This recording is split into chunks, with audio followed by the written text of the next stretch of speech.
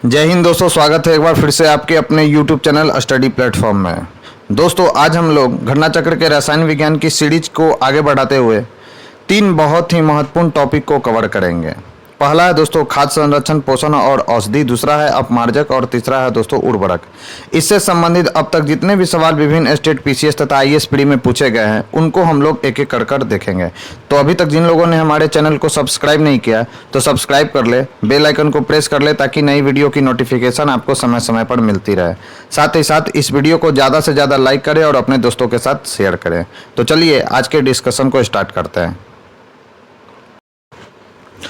सबसे पहला क्वेश्चन है दोस्तों, निम्न पदार्थों में से कौन सा पदार्थ खाने की वस्तुओं के परिरक्षण में प्रयोग होता है। तो दोस्तों आपको ध्यान रखना है, सोडियम जो बेंजोएट है उसका प्रयोग हम लोग दोस्तों खाने की वस्तुओं के परिरक्षण में प्रयोग में करते हैं दोस्तों। तो याद रखना है, इस क्वेश्चन का जो राइट आंसर हो जाएगा वो क्या हो जाएगा, तो सोडियम बेंजोएट। तो सोडियम बेंजोएट जिसका रासायनिक सूत्र होता है दोस्तों Na C7H5O2, इसका व्यापक रूप से खाद्य परिरक्षण में प्रयोग होता है। यह बेंजोइक अम्ल का सोडियम लवण होता है दोस्तों। नेक्स्ट क्वेश्चन है दोस्तों, खाद्य पदार्थों के परिरक्षण हेतु निम्न में से किस रसायन को प्रयुक्त किया जाता है। तो कौन सा होगा दोस्तों, तो इसका राइट आंसर हो जाएगा सोडियम बेंजोएट। सेम ही क्वेश्चन है, बढ़ते अपने नेक्स्ट क्वेश्चन की ओर। नेक्स्ट क्वेश्चन है दोस्तों, फलों के रसों को सुरक्षित रखने के लिए निम्नलिखित में से किसका उपयोग किया जाता है। तो आपको ध्यान में रखना है दोस्तों, सेमी क्वेश्चन है, इसका भी राइट आंसर क्या हो जाएगा, तो सोडियम बेंजोएट। तो फलों के रसों को सुरक्षित रखने के लिए हम लोग सोडियम बेंजोएट का प्रयोग करते हैं दोस्तों। फिर है दोस्तों सेमी क्वेश्चन, खाद्य पदार्थों के परिरक्षण के लिए प्रयोग में लाया जाने वाला रसायन है तो कौन सा है दोस्तों, तो वह है सोडियम बेंजोएट। तो कितना बार पूछ चुका है दोस्तों सवाल, आप इस क्वेश्चन इसको देखकर आप अंदाजा लगा सकते हैं कि यह सवाल कितना बार रिपीट हो चुका है। तो खाद्य पदार्थों के नेक्स्ट क्वेश्चन है दोस्तों, खाद्य पदार्थों के परिरक्षण हेतु निम्नलिखित में से कौन सा प्रयुक्त होता है। तो इसका राइट आंसर है दोस्तों बेंजोइक अम्ल। सेमी क्वेश्चन है, तो इसका राइट आंसर क्या हो जाएगा दोस्तों, तो सी होगा।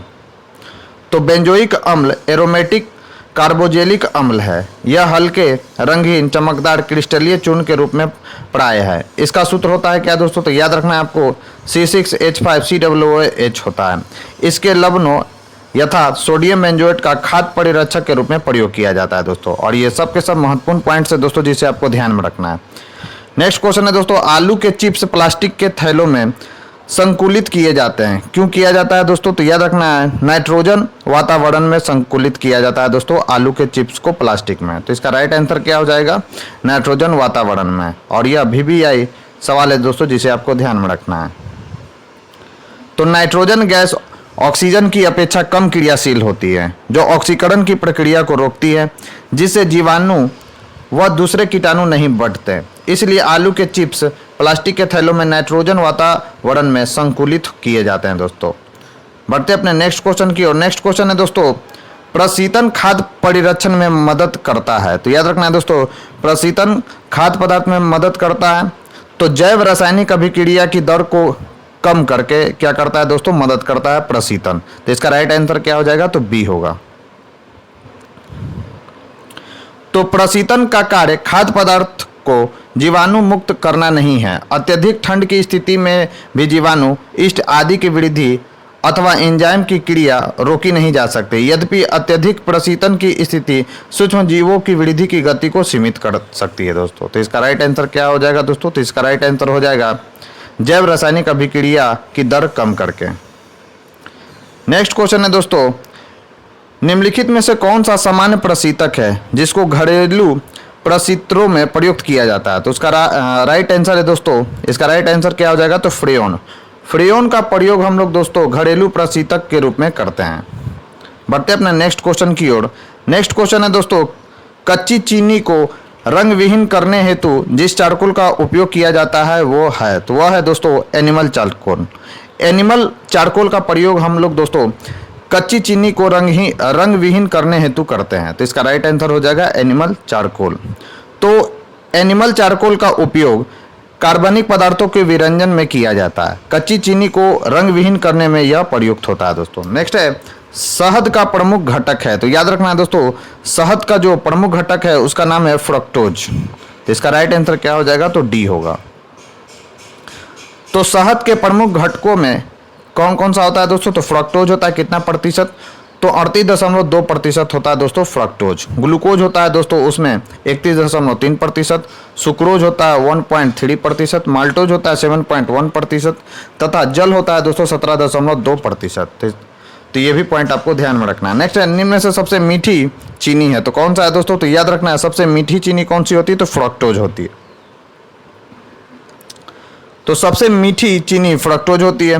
फ्रक्टोज एक प्राकृतिक मोनोसैकेराइड है। तो ये भी याद रखना है कि फ्रक्टोज क्या है दोस्तों? तो मोनोसैकेराइड है जो लगभग सभी फलों, शहद और कुछ सब्जियों में पाया जाता है। फ्रक्टोज का अणुसूत्र क्या होता है? तो ये भी याद रखना है, C6H12O6 होता है दोस्तों। यह प्रकृति में पाई जाने वाली सबसे मीठी शर्करा है दोस्तों। नेक्स्ट है, बाजार में बिकने वाला एस्पार्टम यानी एस्पार्टम कृत्रिम मधुरक है। यह अमीनो अम्ल से बना होता है और अन्य अमीनो अम्ल के समान ही कैलोरी प्रदान करता है। फिर भी यह भोज्य पदार्थों में कम कैलोरी मधुरक के रूप में इस्तेमाल होता है। उसके इस इस्तेमाल का क्या आधार है? तो याद रखना है दोस्तों, उसके एस्पार्टम का प्रयोग हम लोग क्यों करते हैं? तो इसका राइट आंसर है दोस्तों डी।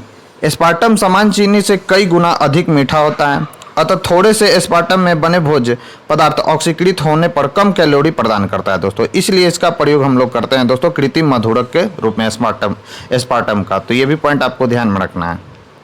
तो एस्पार्टम एक कृत्रिम मधुरक है। यह सुक्रोज या सामान्य चीनी की तुलना में लगभग 200 गुना अधिक मीठा होता है। यद्यपि एस्पार्टम की प्रति ग्राम मात्रा शरीर द्वारा उपापचय क्रिया के पश्चात 4 किलो कैलोरी ऊर्जा उत्पन्न करती है, परंतु एस्पार्टम की बहुत कम मात्रा ही मीठा स्वाद उत्पन्न करने के लिए पर्याप्त है। इसलिए इसका कैलोरी अंश नगण्य होता है दोस्तों। तो ये भी पॉइंट आपको ध्यान में रखना, इंपॉर्टेंट है सवाल ये। नेक्स्ट है दोस्तों, कथन और कारण से रिलेटेड सवाल। कथन है, सुक्रोज की अपेक्षा प्रति शर्करा अधिक मधुर होती है। कारण है, प्रति शर्करा को सुक्रोज के जल अपघटन से प्राप्त किया जाता है। तो इसका राइट आंसर क्या है दोस्तों? तो इसका राइट आंसर है ए और आर दोनों सही है, किंतु आर जो है दोस्तों इसका सही व्याख्या नहीं कर रहा है। अब देख लेते हैं इसका रीजन क्या है। तो सुक्रोज के जल अपघटन से प्रति शर्करा यानी इन्वर्ट शुगर प्राप्त की जाती है, जो सुक्रोज की अपेक्षा अधिक मधुर होती है। प्रति यानी इन्वर्ट शुगर ग्लूकोज एवं फ्रक्टोज का मिश्रण है। तो ये भी पॉइंट याद रखना है दोस्तों कि इन्वर्ट जो शुगर होता है किसका मिश्रण है? तो ग्लूकोज और फ्रक्टोज का। तथा इसकी अधिक मधुरता का कारण सुक्रोज का जल अपघटन नहीं बल्कि फ्रक्टोज द्वारा प्रदत्त मिठास की उच्च मात्रा है दोस्तों। नेक्स्ट है दोस्तों, एस्प्रिन कहाँ से मिलती है? तो याद रखना है दोस्तों, एस्प्रिन हमें कहाँ से मिलता है? तो एक पेड़ से प्राप्त होता है दोस्तों हमें एस्प्रिन। तो इंपॉर्टेंट सवाल है जिसे आपको ध्यान में रखना है। तो एस्प्रिन पेड़ के लैक्टस से प्राप्त होता है, जो एंटीपायरेटिक के रूप में ज्वर होने पर दी जाती है। यह वेदना निवारक का भी कार्य करती है। एस्प्रिन को एसिटल सैलिसाइलिक एसिड के नाम से भी जाना जाता है और यह VBI पॉइंट्स है जिसे आपको ध्यान में रखना है। बढ़ते अपने नेक्स्ट क्वेश्चन की ओर। हमारा नेक्स्ट क्वेश्चन है दोस्तों, एस्प्रिन है। तो याद रखना है दोस्तों, एस्प्रिन क्या है? तो यह है एक एंटीपायरेटिक है दोस्तों, यानी जब बुखार लगता है तो एस्प्रिन हमें दिया जाता है। तो इसका राइट आंसर क्या हो जाएगा दोस्तों? तो बी। निम्नलिखित यौगिकों में से कौन सा एक शांतिकारक औषधि के रूप में प्रयुक्त होता है? तो याद रखना है दोस्तों, पोटेशियम ब्रोमाइड का जो प्रयोग है दोस्तों हम लोग शांतिकारक औषधि के रूप में करते हैं। तो इसका राइट आंसर क्या हो जाएगा? ए, यानी पोटेशियम ब्रोमाइड। तो पोटेशियम ब्रोमाइड इसका रासायनिक सूत्र होता है दोस्तों KBr। एक लवण है जिसका शांतिकारक औषधि के रूप में भी प्रयोग होता है। इसका प्रयोग व्यापक रूप से मिर्गी रोग के उपचार में भी होता है दोस्तों। तो याद रखना है कि मिर्गी रोग के उपचार में किसका प्रयोग होता है? तो पोटेशियम ब्रोमाइड का प्रयोग होता है दोस्तों। नेक्स्ट है, निम्नलिखित में से कौन सा रक्त के हीमोग्लोबिन के साथ अनुत्क्रमणीय संश्लिष्ट बनाता है? तो याद रखना है दोस्तों, रक्त के हीमोग्लोबिन के साथ अनुत्क्रमणीय संश्लिष्ट कौन बनाता है? तो वह है दोस्तों कार्बन मोनोऑक्साइड यानी CO। तो कार्बन मोनोऑक्साइड एक अत्यंत ही जहरीली एवं प्राणघातक गैस है। ऊंची सांद्रता में यानी हाई कॉन्सेंट्रेशन में दोस्तों यह मनुष्य और जानवरों के लिए विषाक्त होती है। रक्त के हीमोग्लोबिन पर इस गैस की क्रिया से कार्बोक्सी हीमोग्लोबिन बन जाता है। तो ये भी पॉइंट आपको ध्यान में रखना है, जिससे रक्त गाढ़ा हो जाता है और रक्त प्रवाह रुक जाता है। परिणाम स्वरूप व्यक्ति की क्या हो जाती है दोस्तों, तो मृत्यु हो जाती है। नेक्स्ट है दोस्तों, दूध उदाहरण है एक। तो याद रखना है दोस्तों, दूध इमल्सन यानी पायस का उदाहरण है दोस्तों दूध। तो दूध एक पायस है यानी इमल्सन का उदाहरण है। इससे विटामिन सी के अलावा सभी पोषक तत्व प्राप्त होते हैं। तो याद रखना है दोस्तों, इसमें विटामिन सी जो होता है नहीं पाया जाता है दूध में। तो ये भी पॉइंट आपको ध्यान में रखना है। इसमें से कौन कोलाइड नहीं है, तो याद रखना है दोस्तों, कोलाइड कौन सा नहीं है, तो इसमें जो शहद है जो दोस्तों वह कोलाइड नहीं है। तो इसका राइट आंसर क्या हो जाएगा, डी। तो कोलाइड एक विषमांगी विलयन है यानी हेट्रोजेनियस सॉल्यूशन है दोस्तों। यह विलयन टिंडल प्रभाव अर्थात कोलाइडी कणों द्वारा प्रकाश का प्रकीर्णन तथा ब्राउनियन गति दर्शाते हैं। शहद टिंडल प्रभाव नहीं दर्शाता, याद रखना है दोस्तों। अतः यह कोलाइडी नहीं है। और यह VBI सवाल है जिसे आपको ध्यान में रखना है कि कौन सा कोलाइडी नहीं है दोस्तों। तो शहद जो है दोस्तों कोलाइडी नहीं है। सवाल घुमाकर भी पूछ सकता है कि BPSC में अगर आप एग्जाम दे रहे हो तो ये भी सवाल पूछ सकता है निम्नलिखित में से कौन सा कोलाइडी है। तो दूध कोलाइडी है, खून है, आइसक्रीम, ये सब कोलाइडी, जबकि शहद जो है दोस्तों कोलाइडी नहीं है। उसमें 5वां ऑप्शन भी होता है, तो उस 5वें ऑप्शन को आपको टिक आउट करना होगा दोस्तों। नेक्स्ट है, दूध को निम्न विधि से एक रूप यानी होमोजीनाइज किया जाता है। तो दूध को निम्न विधि से एक रूप किया जाता है, किस विधि के द्वारा किया जाता है दोस्तों। तो इसके वसा कणों को सेंट्रीफ्यूज की सहायता से सूक्ष्म आकार में बदला जाता है दोस्तों। तो इसका राइट आंसर क्या हो जाएगा, तो सी। तो होमोजीनाइजेशन यानी एक रूपन प्रक्रिया द्वारा दूध की क्रीम में उपस्थित वसा कणों को सूक्ष्म आकार में परिवर्तित किया जाता है जिससे वह दूध में समान रूप से वितरित कर सके। इस प्रक्रिया के द्वारा दूध की क्रीम इकट्ठी होकर ऊपरी सतह पर नहीं आती और दूध का गाढ़ापन और प्रकृति एक रूप हो जाती है दोस्तों। नेक्स्ट है, खुले में कुछ देर रखा दूध खट्टा हो जाता है। तो क्यों खट्टा हो जाता है दोस्तों, तो लैक्टिक अम्ल के कारण जो होता है दोस्तों दूध खट्टा हो जाता है। अगर हम दूध को कुछ समय के लिए खुले स्थान पर रख दें तो वो कुछ समय बाद क्या होता है दोस्तों, खट्टा हो जाता है। किसके कारण, तो लैक्टिक अम्ल यानी लैक्टिक एसिड के कारण होता है। तो ताजे दूध को वायु में खुला रखने से यह अनेक रोगजनक एवं अविकारी सूक्ष्म जीवों से संदूषित हो जाता है। अनेक अविकारी जीवाणु दूध की शर्करा लैक्टोज को लैक्टिक अम्ल में परिवर्तित कर देते हैं जो दूध के खट्टेपन का कारण है। नेक्स्ट है, खट्टे दूध के उत्पादों में से कौन सा अम्ल होता है। तो याद रखना है दोस्तों, लैक्टिक एसिड होता है दोस्तों खट्टे दूध के उत्पादों में। सेमी क्वेश्चन था। नेक्स्ट है, निम्न में से कौन सा अम्ल दूध से दही बनने के दौरान बनता है। तो याद रखना है दोस्तों, लैक्टिक एसिड का फॉर्मेशन होता है दूध से दही बनने में। तो दूध से दही उचित तापमान 30 डिग्री पर लगभग 12 घंटे में स्ट्रेप्टोकॉक्स एवं लैक्टोबैसिलस सूक्ष्म जीवों द्वारा दूध की शर्करा लैक्टोज के लैक्टिक अम्ल में परिवर्तन के कारण बनता है दोस्तों।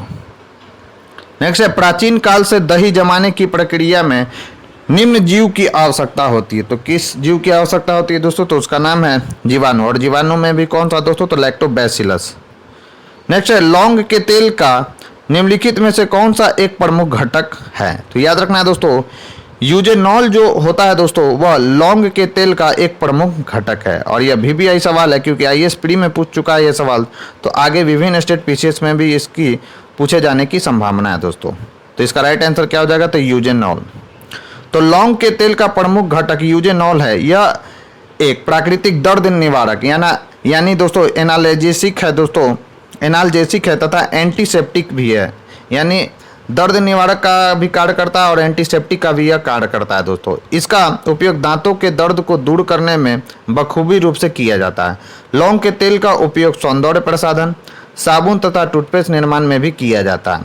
मेडागास्कर तथा इंडोनेशिया मुख्य लौंग तेल उत्पादक देश है दोस्तों। तो ये भी पॉइंट आपको ध्यान में रखना है। बढ़ते अपने नेक्स्ट क्वेश्चन की ओर। नेक्स्ट क्वेश्चन है दोस्तों, जेली बनाने हेतु निम्नलिखित में से कौन सा फल सर्वाधिक उपयुक्त है। तो याद रखना है दोस्तों, अमरूद जो है दोस्तों वह जेली बनाने में सर्वाधिक उपयुक्त फल है दोस्तों। तो इसका राइट आंसर क्या हो जाएगा, तो अमरूद। अब रीजन देखते हैं। तो पपीते में पाइन नामक तत्व पाया जाता है जो जिलेटिन को सेट नहीं होने देता, अतः यह जेली बनाने हेतु श्रेष्ठ फल नहीं है।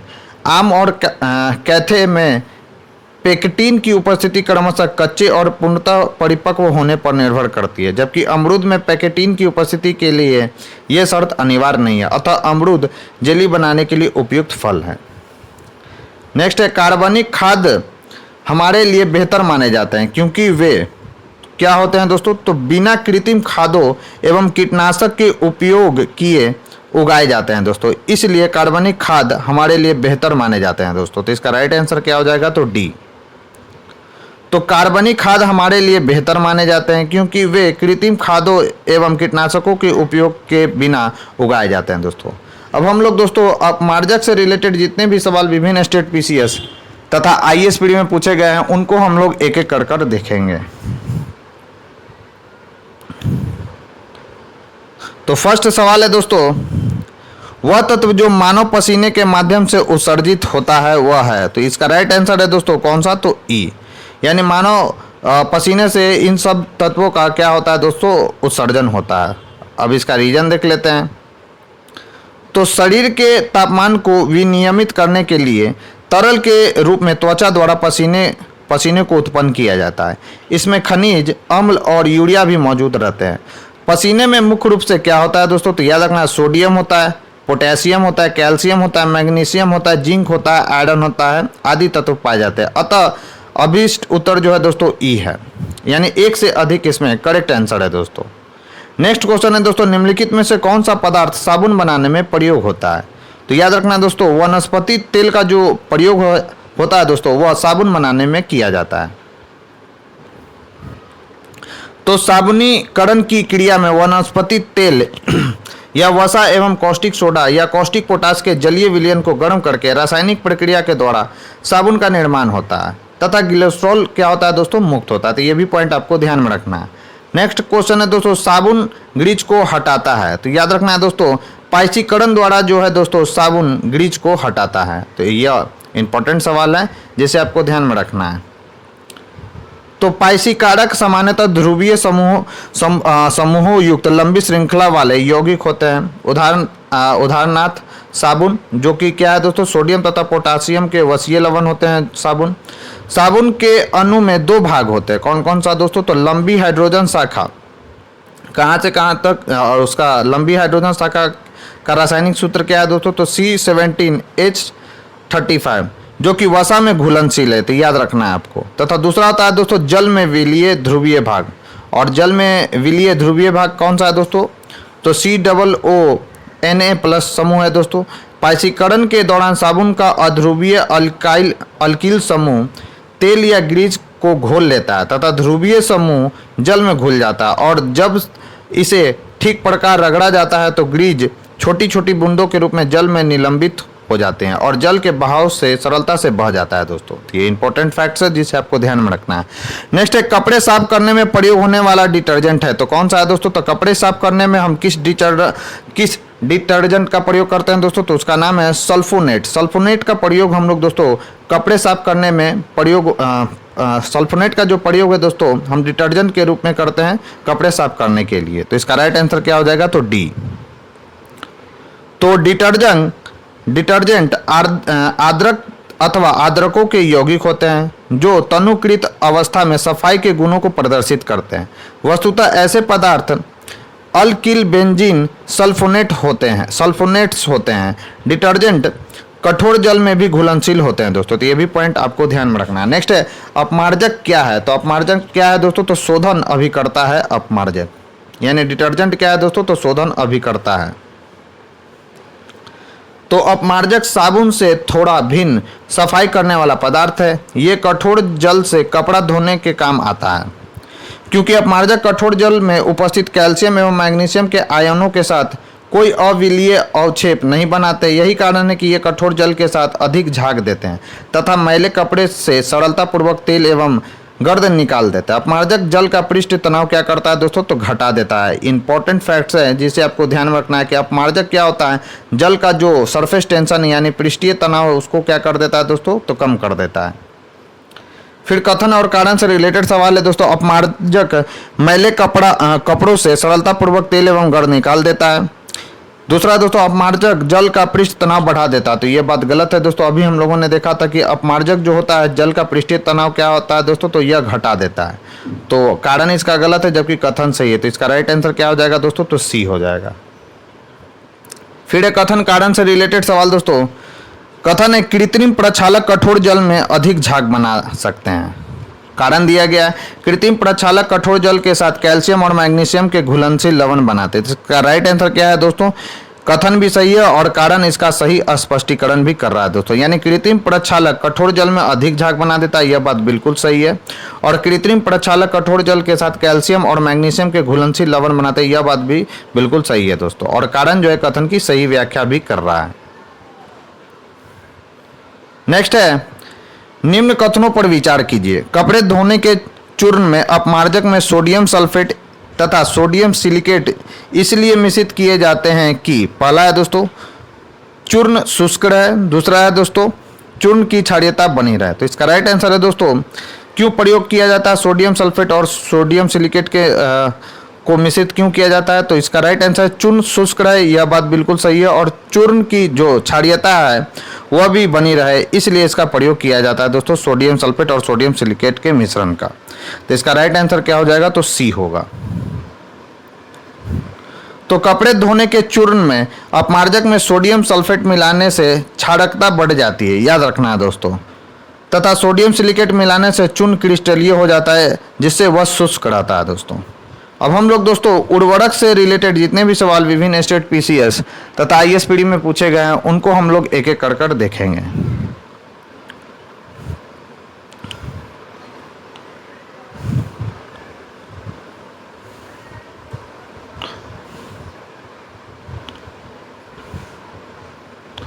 तो फर्स्ट सवाल है दोस्तों, कथन और कारण से रिलेटेड है। पौधों की फास्फोरस आवश्यकताओं की पूर्ति के लिए रासायनिक उर्वरक आवश्यक हैं। कारण इसका दिया गया कि 1 मीट्रिक टन जैव खाद मुश्किल से 2 से 3 किलो फास्फोरस की आपूर्ति करती है। तो इसका राइट आंसर क्या हो जाएगा दोस्तों, तो इसका राइट आंसर हो जाएगा दोस्तों ए, यानी कथन भी सही है। यानी पौधों की फास्फोरस आवश्यकताओं की पूर्ति के लिए रासायनिक उर्वरक आवश्यक है, क्योंकि कमी होता है दोस्तों, इसलिए हम लोग फास्फोरस की कमी पाई जाती है, इसलिए हम लोग रासायनिक उर्वरक का प्रयोग करते हैं। और कारण दिया गया है कि 1 मीट्रिक टन जैव खाद मुश्किल से 2 से 3 किलो फास्फोरस की आपूर्ति करते हैं दोस्तों। तो कारण भी इसका सही है, तो इसका राइट आंसर क्या हो जाएगा दोस्तों, तो ए होगा। तो पौधे के लिए नाइट्रोजन, फास्फोरस एवं पोटेशियम को प्रमुख आवश्यक तत्व के रूप में जाना जाता है, इसलिए इनकी आवश्यक मात्रा को उर्वरक के रूप में दिया जाता है।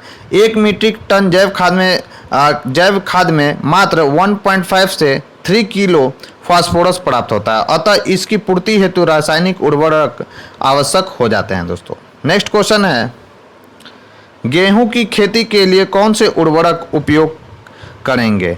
तो गेहूं की खेती के लिए हम लोग कौन सा उर्वरक प्रयोग करेंगे दोस्तों, तो नाइट्रोजन का जो उर्वरक है दोस्तों उसका प्रयोग हम लोग गेहूं की खेती में करते हैं। तो इसका राइट आंसर क्या हो जाएगा, तो ए होगा।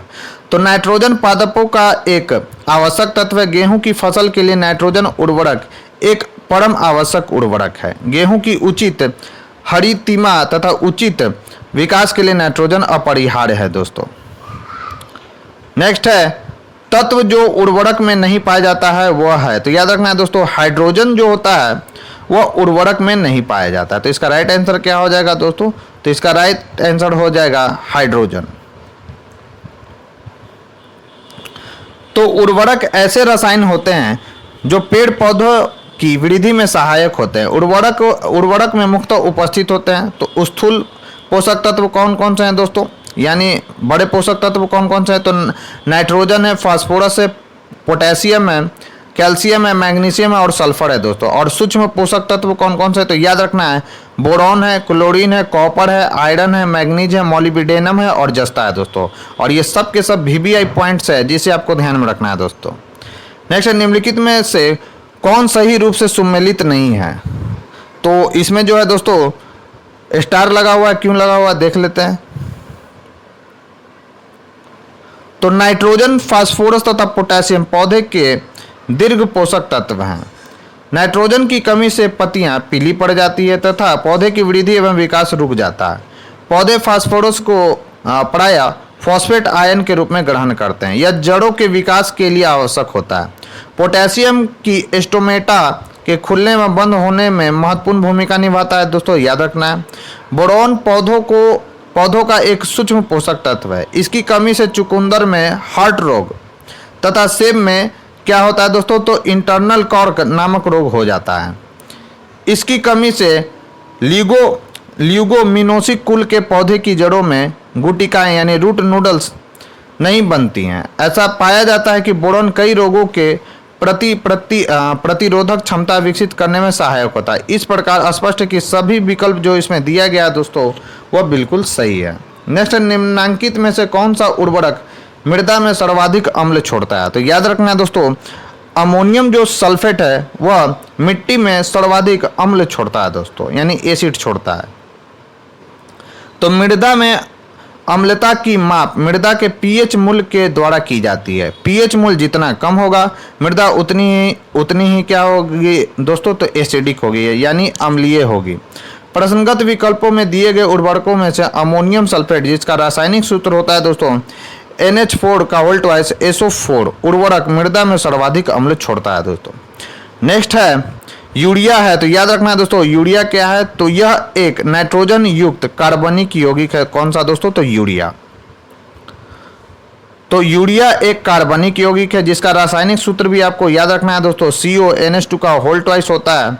यूरिया में लगभग 46.7% क्या होता है दोस्तों, तो नाइट्रोजन होता है। तो ये परसेंटेज भी आपको याद रखना है दोस्तों। एमाइड के रूप में उपस्थित होता है। नाइट्रोजन यूरिया में कैसा होता है दोस्तों, तो एमाइड के रूप में उपस्थित होता है। कार्बनिक रसायन के क्षेत्र में इसे कार्बामाइड भी कहा जाता है। तो ये भी पॉइंट आपको ध्यान में रखना है, BVI पॉइंट है जिसे आपको ध्यान में रखना है दोस्तों। नेक्स्ट है यूरिया में नाइट्रोजन का प्रतिशत होता है। तो कितना होता है दोस्तों, तो 47% लगभग जो होता है दोस्तों इसमें नाइट्रोजन होता है। किसमें, तो यूरिया में। नेक्स्ट है यूरिया में उपस्थित होने वाले तत्व है। तो यूरिया में कौन कौन सा उपस्थित होता है दोस्तों, तो यूरिया में सभी होता है। कार्बन होता है, हाइड्रोजन होता है, नाइट्रोजन होता है और क्या होता है दोस्तों, तो ऑक्सीजन भी होता है। नेक्स्ट है यूरिया में नाइट्रोजन किस रूप में पाया जाता है? तो किस रूप में पाया जाता है दोस्तों, तो एमाइड रूप में पाया जाता है। मैंने बताया था कि इंपॉर्टेंट सवाल है जिसे आपको ध्यान में रखना है। यूरिया में नाइट्रोजन एमाइड के फॉर्म में पाया जाता है दोस्तों। नेक्स्ट, निम्नलिखित रासायनिक उर्वरकों में से कौन 20 डिग्री सेल्सियस पर जल में अपेक्षाकृत अधिक घुलनशील है? तो याद रखना है दोस्तों, यूरिया जो है 20 डिग्री सेल्सियस पर जल में अपेक्षाकृत अधिक घुलनशील है दोस्तों। फिर है भारत में रासायनिक उर्वरकों के संदर्भ में निम्नलिखित कथनों पर विचार कीजिए। वर्तमान में रासायनिक उर्वरकों का खुदरा मूल्य यानी रिटेल प्राइस बाजार संचालित है और यह सरकार द्वारा नियंत्रित नहीं है। दूसरा, अमोनिया जो यूरिया बनाने में काम आता है वह प्राकृतिक गैस से उत्पन्न होता है। तीसरा, सल्फर जो फास्फोरिक अम्ल उर्वरक के लिए कच्चा माल है वह तेल शोधन यानी ऑल रिफाइनरीज का बाई प्रोडक्ट है दोस्तों। तो इसका राइट आंसर क्या हो जाएगा दोस्तों, तो इसका राइट आंसर हो जाएगा अमोनिया जो यूरिया बनाने में काम आता है वह प्राकृतिक गैस से उत्पन्न होता है। यह बात बिल्कुल सही है। और सल्फर जो फास्फोरिक अम्ल उर्वरक के लिए कच्चा माल है वह तेल शोधन कारखानों का वपोत्पाद है यानी बाई प्रोडक्ट है। यह बात बिल्कुल सही है। जबकि जो फर्स्ट है दोस्तों, वर्तमान में रासायनिक उर्वरकों का खुदरा मूल्य बाजार संचालित है और यह सरकार द्वारा नियंत्रित नहीं है, यह बात बिल्कुल गलत है दोस्तों। तो इसका राइट आंसर क्या हो जाएगा, 2 और 3 ही सही है। तो इसका राइट आंसर हो जाएगा दोस्तों बी। तो भारत में याद रखना है दोस्तों, भारत में रासायनिक उर्वरकों में सर्वाधिक यूरिया का प्रयोग होता है तथा रासायनिक उर्वरकों का खुदरा मूल्य सरकार द्वारा नियंत्रित होता है दोस्तों। अमोनिया जो यूरिया सहित विभिन्न नाइट्रोजनी उर्वरकों के निर्माण में काम आता है वह प्राकृतिक गैस से उत्पन्न होता है। औद्योगिक उद्देश्यों हेतु अमोनिया का उत्पादन किस विधि द्वारा होता है, तो हैबर विधि द्वारा होता है दोस्तों, यानी हैबर प्रोसेस द्वारा अमोनिया का उत्पादन होता है। और यह VVI सवाल है जिसे आपको ध्यान में रखना है। इस विधि के तहत वायु से नाइट्रोजन एवं प्राकृतिक गैस यानी मीथेन से व्युत्पन्न हाइड्रोजन की अभिक्रिया द्वारा अमोनिया का उत्पादन होता है। सल्फर जो फास्फोरिक अम्ल उर्वरक के लिए कच्चा माल है वह तेल शोधन कारखानों का उत्पादन यानी बाई प्रोडक्ट है दोस्तों। नेक्स्ट है 1 किलोग्राम नाइट्रोजन या नाइट्रोजन की आपूर्ति के लिए कितनी यूरिया की मात्रा की आवश्यकता होती है। तो याद रखना है दोस्तों, 1 किलो नाइट्रोजन की आपूर्ति के लिए 2.2 किलोग्राम यूरिया की मात्रा की आवश्यकता होती है दोस्तों। तो इसका राइट आंसर क्या हो जाएगा? तो बी। नेक्स्ट है, कृषि में नाइट्रोजनी उर्वरकों के अत्यधिक उपयोग का क्या प्रभाव हो सकता है? तो नाइट्रोजन यौगिकरण सूक्ष्म जीवों का मिट्टी में क्या हो जाएगा दोस्तों? तो प्रोलिफरेशन हो सकता है, मिट्टी की अम्लता में बढ़ोतरी हो सकती है, भौम जल यानी ग्राउंड वाटर में नाइट्रेट का निच्छालन यानी लीचिंग हो सकता है। तो इसका राइट आंसर क्या हो जाएगा दोस्तों? तो 2, 3 यानी मिट्टी की अम्लता में बढ़ोतरी हो सकती है अत्यधिक यूरिया के प्रयोग से, अत्यधिक नाइट्रोजनी उर्वरकों के प्रयोग से क्या हो सकता है दोस्तों? तो मिट्टी की अम्लीयता यानी मिट्टी का जो एसिडिटी है दोस्तों वह बढ़ सकता है, भौम जल एवं में नाइट्रेट निच्छालन हो सकता है दोस्तों। यह बात जो है बिल्कुल सही है। तो इसका राइट आंसर क्या हो जाएगा? तो 2 और 3 सही है, जबकि 1 जो है दोस्तों वह गलत है। तो याद रखेंगे दोस्तों, कृषि में नाइट्रोजनी उर्वरकों के अनुपयुक्त अत्यधिक उपयोग से पर्यावरण विभिन्न तरीकों से प्रभावित हो सकता है, जिसमें मिट्टी का अत्यधिक अम्लीय हो जाना, भौम जल की नैसर्गिकता नाइट्रोजन के निच्छालन से नष्ट हो जाना, जल में अन्य खनिजों का अत्यधिक पाया जाना आदि प्रमुख परिणाम हो सकते हैं। नेक्स्ट क्वेश्चन है दोस्तों, जिस रूप में पौधे नाइट्रोजन प्राप्त करते हैं वह है? तो याद रखना है दोस्तों, पौधे जो नाइट्रोजन है वो नाइट्रेट के रूप में लेते हैं दोस्तों, और यह VBI सवाल है जिसे आपको ध्यान में रखना है। तो वस्तुतः नाइट्रेट नाइट्रोजन तथा ऑक्सीजन के संयोग से बने हुए यौगिक होते हैं। वानस्पतिक वृद्धि के लिए पौधे को नाइट्रोजन की आवश्यकता होती है, वे इसकी पूर्ति वायु अथवा जल में घुलनशील नाइट्रेट से करते हैं दोस्तों। नेक्स्ट है, निम्न में से किसका उपयोग यूरिया उर्वरक के उत्पादन में किया जाता है? तो याद रखना है दोस्तों, कार्बन डाइऑक्साइड का जो प्रयोग है दोस्तों हम लोग यूरिया उर्वरक के उत्पादन में करते हैं, और यह VBI सवाल है जिसे आपको ध्यान में रखना है दोस्तों कि यूरिया उर्वरक के उत्पादन में किसका प्रयोग करते हैं हम लोग दोस्तों? तो कार्बन डाइऑक्साइड का प्रयोग करते हैं यानी CO2 का प्रयोग करते हैं। तो यूरिया एक कार्बनिक यौगिक है जिसका रासायनिक सूत्र क्या होता है दोस्तों? तो जिसका रासायनिक सूत्र होता है NH2 का होल ट्वाइस CO होता है। कार्बनिक रसायन के क्षेत्र में इसे कार्बामाइड भी कहा जाता है। यह एक रंगहीन गंधहीन ठोस पदार्थ है जो जल में अति विलय है। बड़े पैमाने पर यूरिया का उत्पादन द्रव अमोनिया तथा कार्बन डाइऑक्साइड की प्रतिक्रिया से होता है दोस्तों। नेक्स्ट है, भारत सरकार कृषि में निम्नलिखित यूरिया के उपयोग को क्यों प्रोत्साहित करती है? क्यों प्रोत्साहित कर रही है दोस्तों भारत सरकार नीम कोटेड यूरिया को? तो याद रखना है, तो क्यों कर रही है भारत सरकार नीम कोटेड यूरिया को प्रमोट? तो याद रखना है दोस्तों, नीम लेप मृदा में यूरिया के घुलने की दर को क्या कर देता है दोस्तों? धीमा कर देता है। इसलिए जो है दोस्तों नीम कोटेड यूरिया को प्रमोट कर रही है भारत सरकार। तो इसका राइट आंसर क्या हो जाएगा दोस्तों? तो इसका राइट आंसर हो जाएगा बी, यानी नीम लेप मृदा में यूरिया के घुलने की दर को क्या कर देता है दोस्तों? धीमा कर देता है।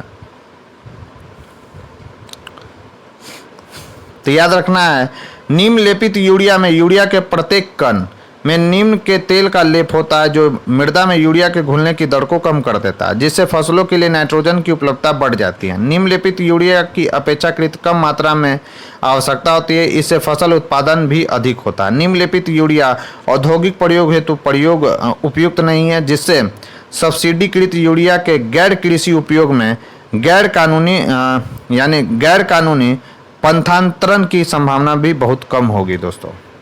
नेक्स्ट है, DAP में कितने प्रतिशत फास्फोरस यानी P2O5 तथा नाइट्रोजन पाई जाती है? तो याद रखना है दोस्तों, DAP में 18% नाइट्रोजन पाया जाता है और 46% जो है दोस्तों P2O5 पाया जाता है दोस्तों।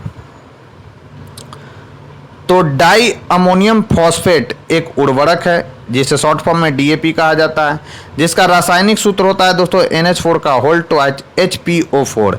इसके रासायनिक संगठन में 46 से 53% जो होता है दोस्तों फास्फोरस होता है और 18 से 21% क्या होता है दोस्तों इसमें नाइट्रोजन होता है। नेक्स्ट है, निम्नलिखित में से कौन सा मिश्रित उर्वरक है? तो याद रखना है दोस्तों, NPK जो होता है दोस्तों यानी नाइट्रोजन फास्फोरस और पोटासियम जो होता है दोस्तों एक मिश्रित उर्वरक है। तो इसका राइट आंसर क्या हो जाएगा? तो डी। नेक्स्ट क्वेश्चन है दोस्तों, निम्न में से कौन सा रासायनिक उर्वरक नहीं है? तो याद रखना दोस्तों, सोडियम जो सल्फेट होता है वह एक रासायनिक उर्वरक नहीं है, जबकि यूरिया सुपर फॉस्फेट और पोटासियम जो नाइट्रेट होता है दोस्तों वह एक रासायनिक उर्वरक है। तो urea, super phosphate, potassium nitrate रासायनिक उर्वरक है, जबकि सोडियम सल्फेट रासायनिक उर्वरक के रूप में प्रयुक्त नहीं होता है दोस्तों। नेक्स्ट है फसलों में पर्णीय छिड़काव के लिए सबसे उपयुक्त उर्वरक है। तो याद रखना है दोस्तों, फसलों में पर्णीय छिड़काव के लिए सबसे उपयुक्त जो उर्वरक है उसका नाम है दोस्तों यूरिया। तो यूरिया एक कार्बनिक यौगिक है जिसका रासायनिक सूत्र क्या होता है? तो CH4N2O होता है। इसे कार्बामाइड भी कहा जाता है। कृषि में नाइट्रोजन युक्त रासायनिक खाद के रूप में इसका उपयोग होता है। यह फसलों में पर्णीय यानी फोलियर छिड़काव के लिए सबसे उपयुक्त उर्वरक है दोस्तों। नेक्स्ट है पर्णीय छिड़काव के लिए सबसे प्रचलित उर्वरक कौन सा है? तो कौन सा है दोस्तों? तो यूरिया है। नेक्स्ट है ह्यूमस उदाहरण है। तो याद रखना दोस्तों, ह्यूमस किसका उदाहरण है? तो ह्यूमस जो है दोस्तों जैविक कोलाइड का उदाहरण है। कौन सा दोस्तों? तो ह्यूमस। नेक्स्ट है हरी खाद के लिए सबसे उपयुक्त फसल है। तो हरी खाद के लिए सबसे उपयुक्त फसल कौन सा है दोस्तों? तो सनई जो होता है वह हरी खाद के लिए सबसे उपयुक्त फसल माना जाता है। तो कृषि में हरी अविघटित सामग्री का उपयोग जब खाद के रूप में किया जाता है तो उसे हरी खाद कहते हैं। मृदा के लगातार दोहन से उसमें उपस्थित पौधे की वृद्धि के लिए आवश्यक तत्व नष्ट हो जाते हैं। इनकी क्षतिपूर्ति हेतु तथा मिट्टी की उपजाऊ शक्ति को बनाए रखने के लिए हरी खाद एक उत्तम विकल्प है। हरी खाद के लिए सबसे उपयुक्त फसल कौन कौन सा होता है दोस्तों? तो सनई होता है, ढिंचा होता है, ग्वार होता है, लोबिया होता है, मूंग होता है, उड़द होता है और जंगली नील होता है दोस्तों। ये इंपॉर्टेंट फैक्ट्स है जिसे आपको ध्यान में रखना है। नेक्स्ट, निम्न में से कौन सा सही सुमेलित नहीं है? तो याद रखना है दोस्तों, इसमें एजोला जो है दोस्तों वह मक्का के लिए प्रयुक्त होता है, यह बात बिल्कुल गलत है। जबकि नील हरित शैवाल धान के लिए, राइजोबियम ल्यूगुमिनेसेरम मटर के लिए में पाया जाता है। एजोटोबैक्टर जो है दोस्तों जो जीवाणु है वह गेहूं में पाया जाता है। एजोला जो है दोस्तों वह मक्का में नहीं पाया जाता है। तो इसका राइट आंसर क्या हो जाएगा दोस्तों? तो डी। और ये हमारे आज के डिस्कशन का लास्ट सवाल भी है दोस्तों। तो एजोला याद रखना है दोस्तों, एना बिना नॉस्टक, नील हरित शैवाल आदि धान की फसल में नत्रजन यानी नाइट्रोजन स्थिरीकरण को बढ़ावा देते हैं।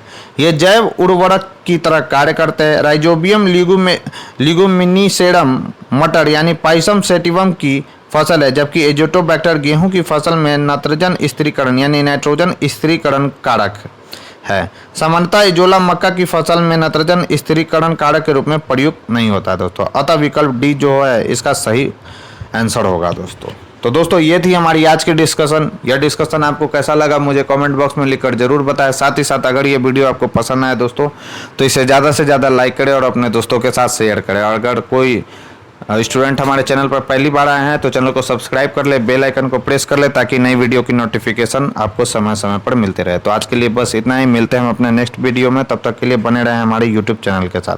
Thank you.